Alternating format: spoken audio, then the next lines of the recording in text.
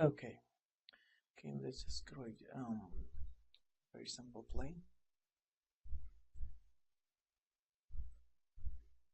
Okay, just create and just give it some subdivisions. Go to XGene and create a description. Let's use placing and shaping guides. Just create and okay, just place a few guides here and there. And refresh the scene to see the primitives. Then in the preview output section, we have a few options here. Okay, first two options are about to show you how much you want to see in the view panel. That's nothing to do with the render. If you go to the render and give it a very quick render, make sure it's in mental array. Okay, we can see something like that in the render. And if we keep this image just for the sake of comparison and change the percent, for example, to 20, you can see that it reduces the primitives to about 20 to be left only 20% of the primitives.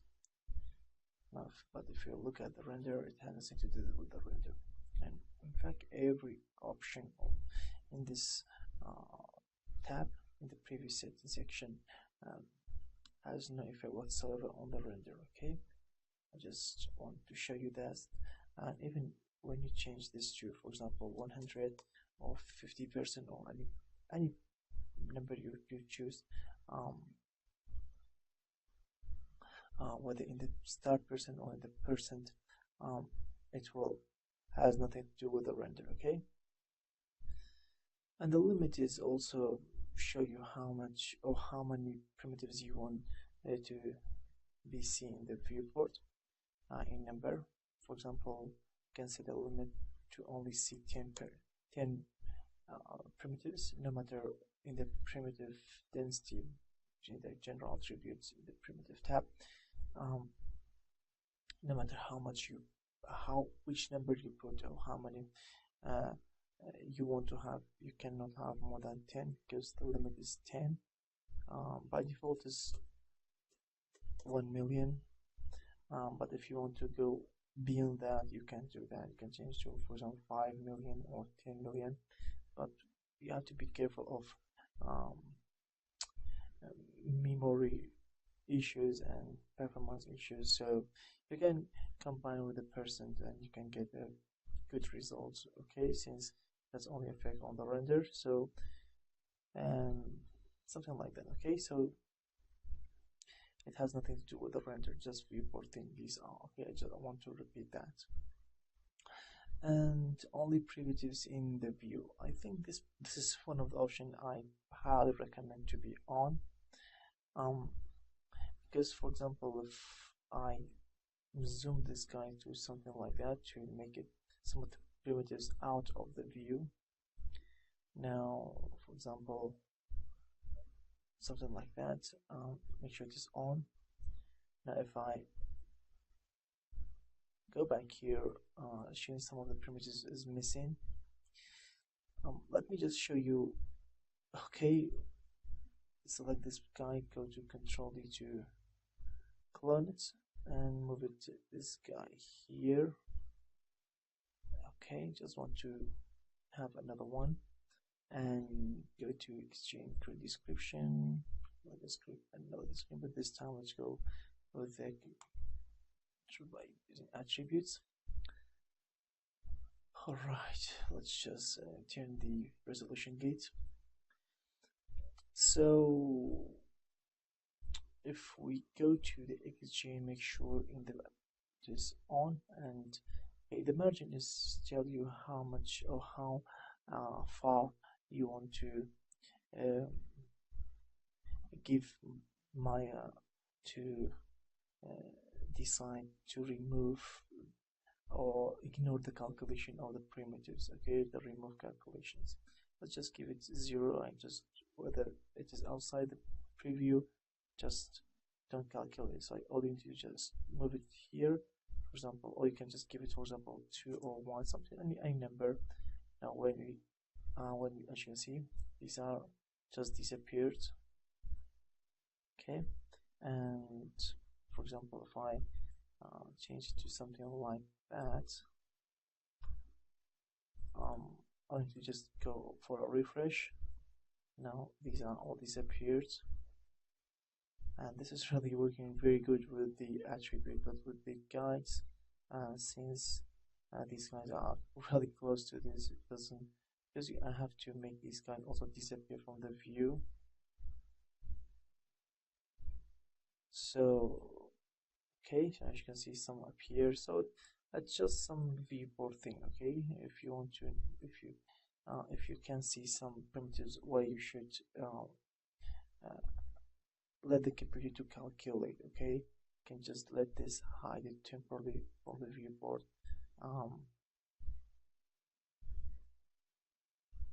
And you can give it a number. For example, you can give it 20. So 20 points or 20 units from the viewport still can be calculated. So from this point, which cannot be seen, until 20 units outside the viewport still can be seen. Okay, and from this one is very clear. And this is, it doesn't work with this one because I haven't turned on the previous on this guy. So from this description, it is still on but not enough. So let's just set to something like 1 and turn this on. Maybe you can see here. Okay, just refresh it. As you can see, they just disappeared. Okay, so that's it. Okay, so just if you want to see the game, since that's inside the viewport, just refresh it, you'll be able to see the game.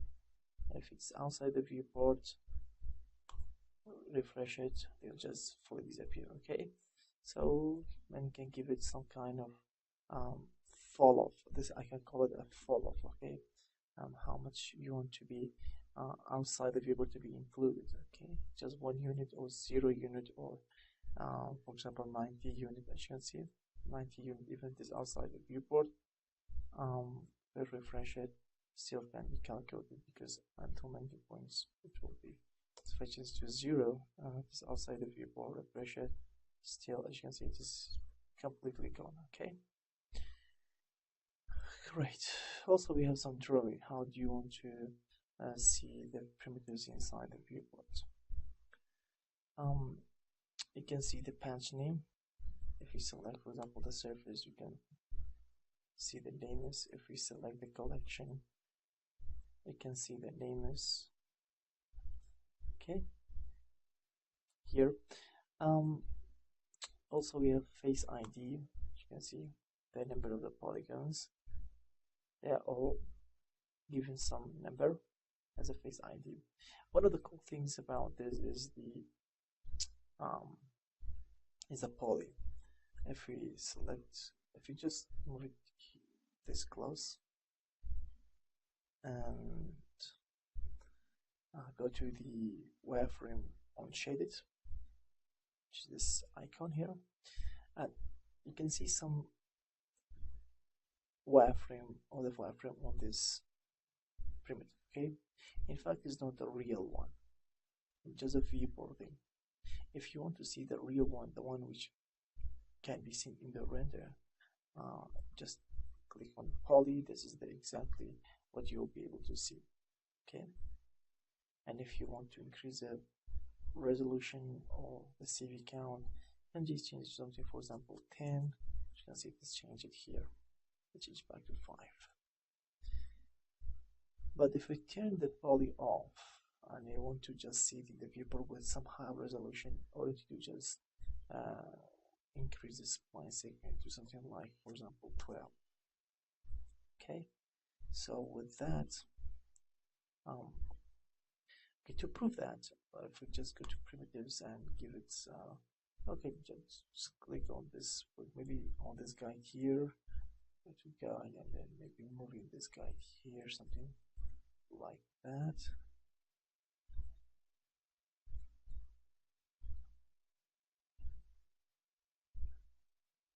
with something like that. Just make a better one. Okay.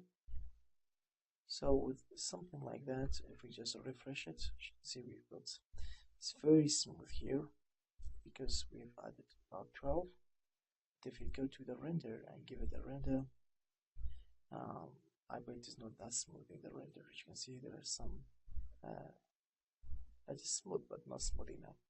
So if you want to smooth it in the render, because this is what probably somehow with some smoothing you'll be able to see in the viewport.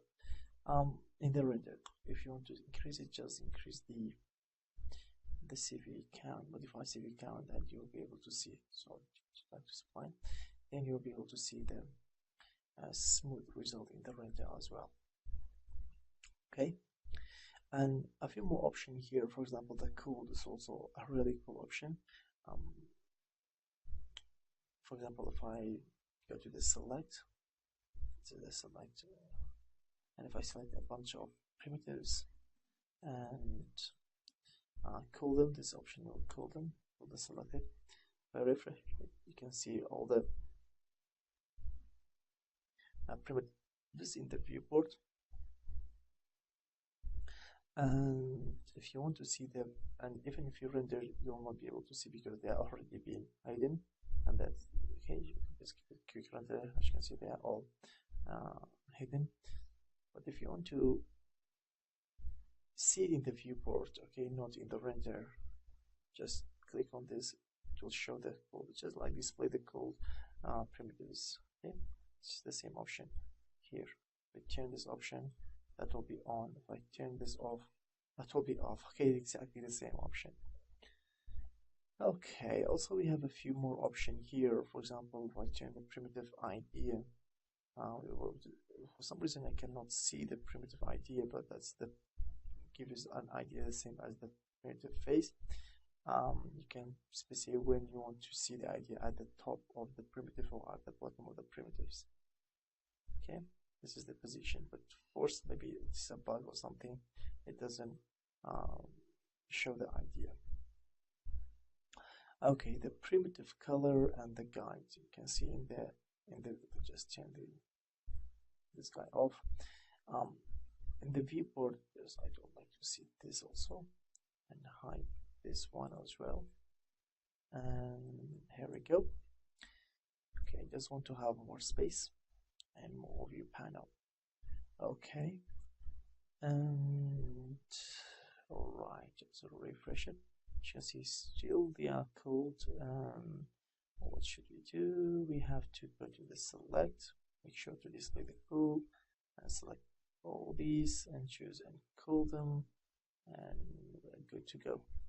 Okay, and if you want to just change the color of this of these primitives in the viewport, all you do just change this color. Okay, for example, you can change it to red, green, blue, any color you want, and you can change the guides color. And as I told you before, the segments is just the resolution of the primitives inside the viewport only. This has nothing to do with the render. And okay, there's a question: how to add a texture, for example, a JPEG file to a TIFF file or any other image formats, like a PSD file or something, to this primitive color.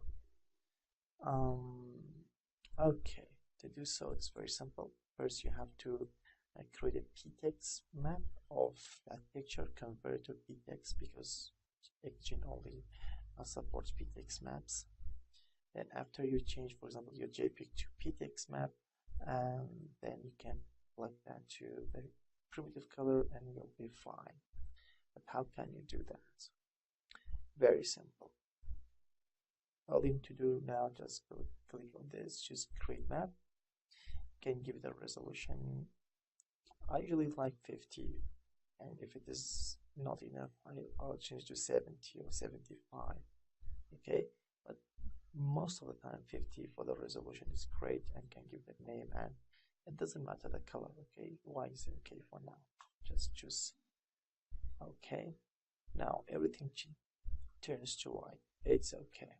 It tells you what color you want to see in the viewport. You can paint a color, but that's not what I want. I want to apply a texture to it. How to do it? So again, very simple. All you need to do first create the map, and then with a fair enough resolution, 50 maybe, most of the time is okay. Go to Windows, rendering Hypershape. Then inside the Hypershape, all you need to do now is to go to the texture section, and you have a file here. If you double click on it, you'll be moved to the attribute editor, and inside the attribute editor, just select the image name, and you can choose the image you want. Okay, in this case, okay, I think I have image in the pictures. This is just a simple gradient, color gradient. So as you can see, that's it. I just go to the move tool and go to the XGen. It won't appear in the viewport unless you click on the save. If it gives you a fail or something like that, just go to the map and save it, then go to the move tool. If you have to first save, then you can go to the move tool or something like that. Now as you can see, I applied a texture map to the primitives, but remember that it has no effect with the render. Okay, if I just give the render absolutely no effect whatsoever.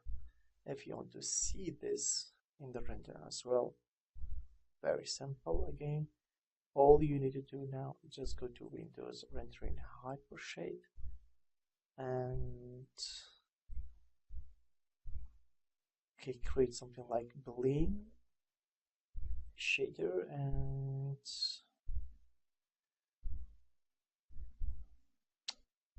with that Bling shader, go to the outliner, select the collection one, I think it is description, not description one, just description. Then right click, choose symmetrical selection. Now to test things, just double click on this, change it to a color like red. Now you should be able to see this in red. Yes, now it works, but you cannot apply a texture to this JPEG texture. As I told you, only PTX files are supported, and the good news in the viewport, when we plug the JPEG file to this, it automatically converted to PTX file. Okay, but when you click on save, that PTX file is saved inside the paint maps folder, and which is inside the color folder, which is inside the paint map folder, and this is inside the collection folder, and that collection is inside the XGen, and that XGen is inside your project file. Okay, this is very simple to find. Okay, so go to the Windows, rendering and Hypershape, double click on it. You can see here, but still we can, even if we have a PTX file, we cannot connect it to the color. First we have to create a shader to be connected to this, and this is the XGen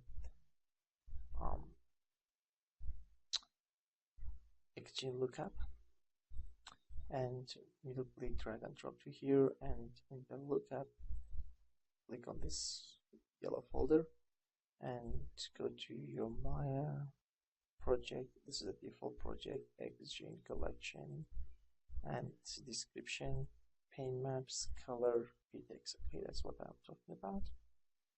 And here we go. Now if we go to the render and just give it a render, instead of red we can see, okay, the gradient color. Even if we change this in the viewport to any color, it still will be rendered as a gradient color. Okay, we'll talk about this shader and how to work with these later, but in the future videos. But for now, I just want to show you that as a bonus. Okay, great. So we talked about these options.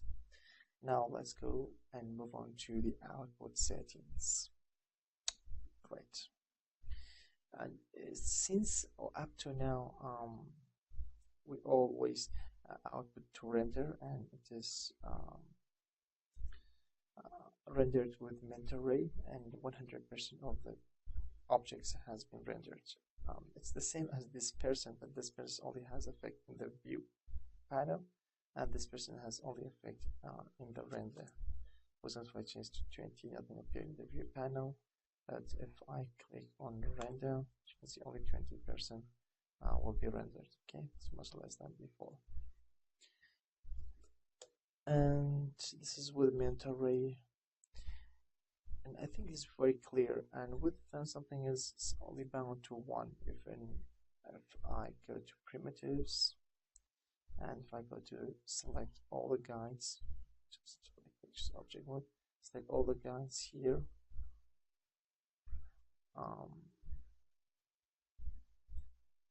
Make sure to select all the guides. Okay, these are the guides I just selected, and change it to something like, for example, 5. This is really long. Now, with that, even if it is that long, so if we just go refresh, that will be that long. But if I just go to render, we cannot see that long primitives because the bound is set to 1. We have to set to 5. And the good news, there's an option called auto set. If I just change to 5, for example, I can see it the real length. But I know that this is 5 because I set it. What about if there's not an equal? Some are 5, some are 3, some are 6. How can I find that easily? There's an option, it's called, for example, let's just set to, for example, 1. If I set to auto set, we'll change to 5. Okay, this auto set is a great option. And also we have only primitives in the view. I absolutely recommend to turn this on with the view margin of 0. Maybe 1 or 0 is okay, because that will save my from not calculating the primitives which is outside the view. Only the primitives which is inside the view can be calculated in the render, and this is amazing. You'll be saving a lot of memory time and in the render. Okay.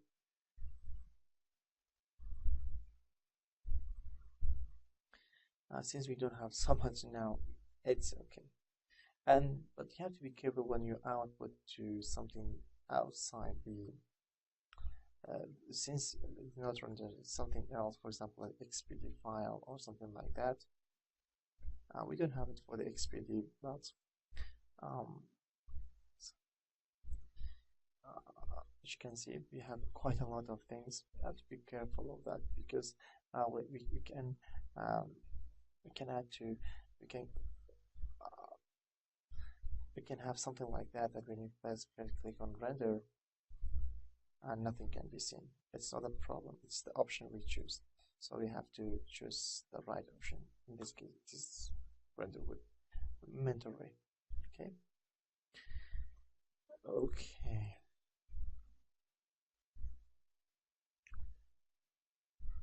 And rendering with Mentoray, we've got quite a lot of options here, and I think the most important one is this section, which is called automatically live, and you can change it to batch render from here. Okay, and also set it to manually, but usually automatically is okay.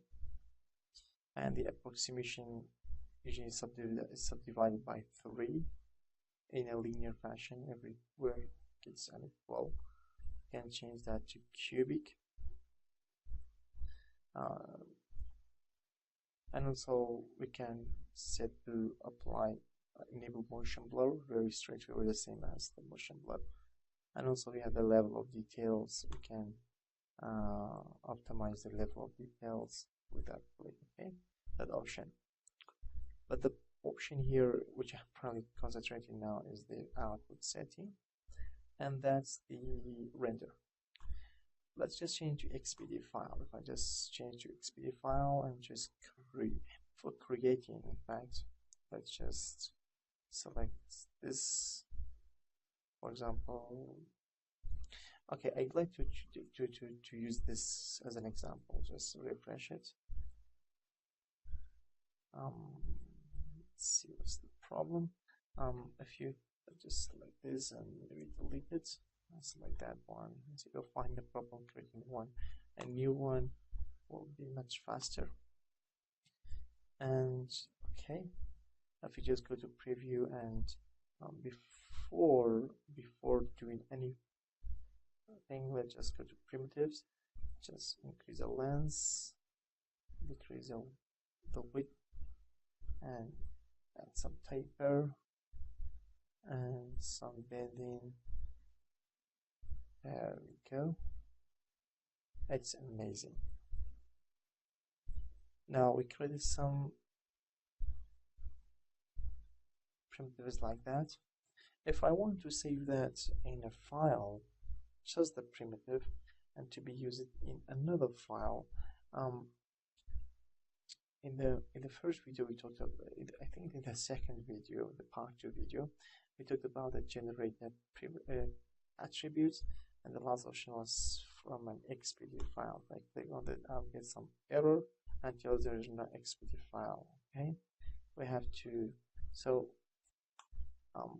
bake it first. So I created this, and to bake an XPD file, all you need to do now, just go to operation, choose XPD file, and you can choose any folder you want. Okay, for now let's go to the desktop and choose select the folder, just create. I just created the XPD file. If I go to my desktop, this is the XPD file.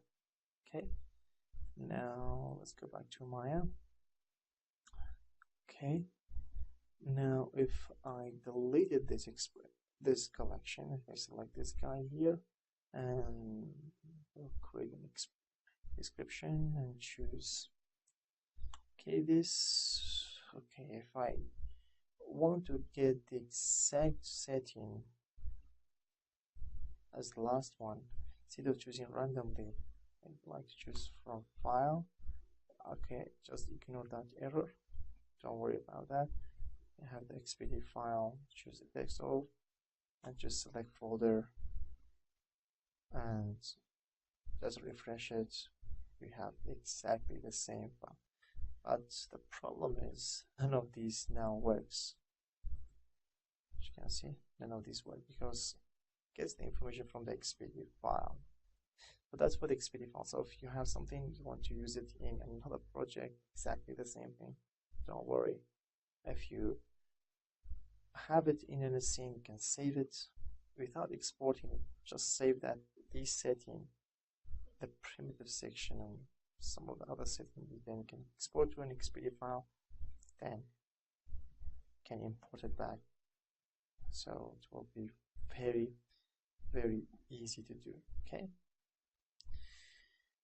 All right. So let's just change it to. You can also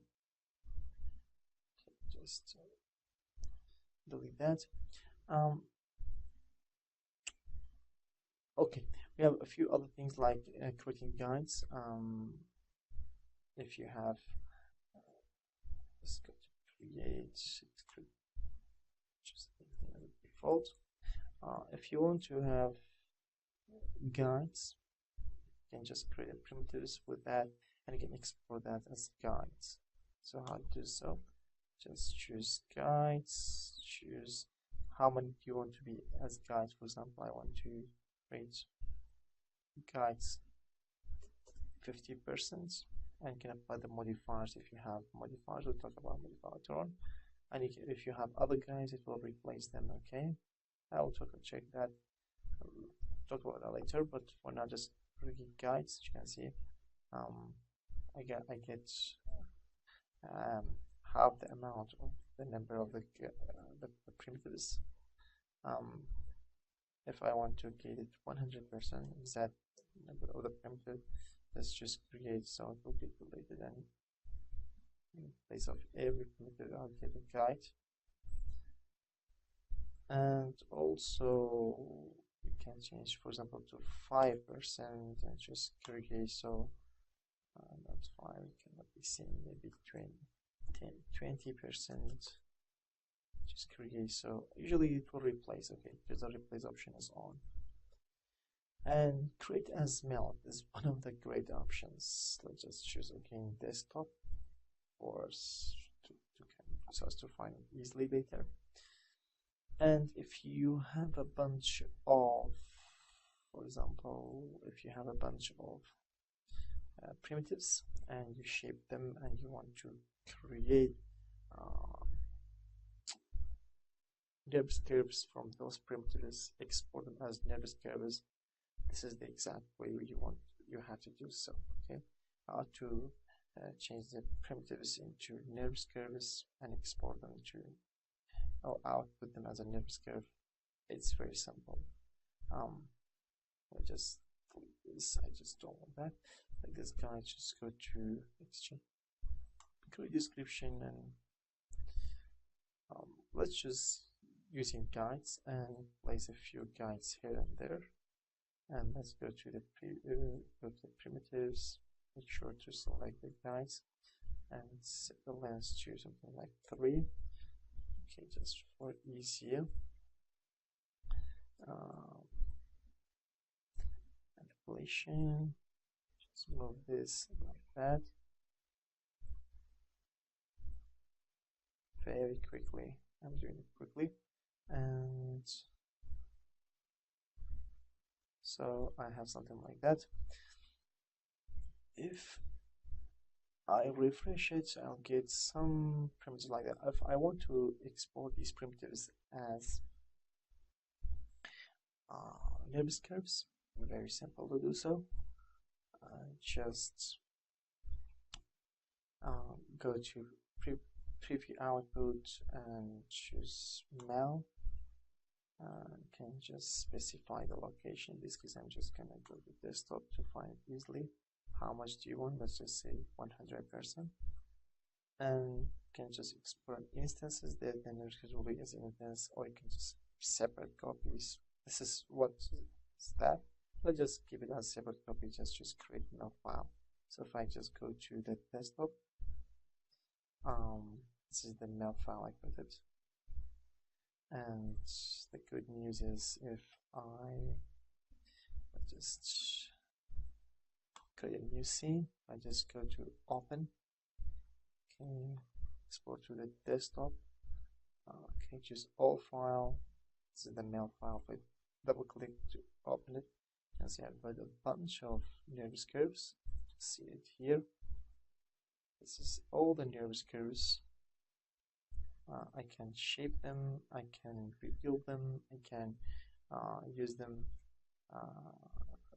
okay, in any modeling or anything you want. Okay, this is it. So to export it as a Nerbs curve, I'll just delete all these Nerbs curves, delete them. Okay, hide the outliner, and alright, just to create with a plane and create a new description with the default setting, preview output. So we talked about all these. You can export as a particle file, also or as a create a point file. The point file is a UVW file, something like that, just for the location of this. Also the render, we talked about that. So we just choose particle. You can see you get some symbols in how much you want, and you can get some masking to where you want to have it. article, you can save to where you want, and usually save as a .pdb file. Okay, so, and I believe the most important ones are the render and the XPD, the guides, and the mail. These are the very important ones, in my opinion. All right.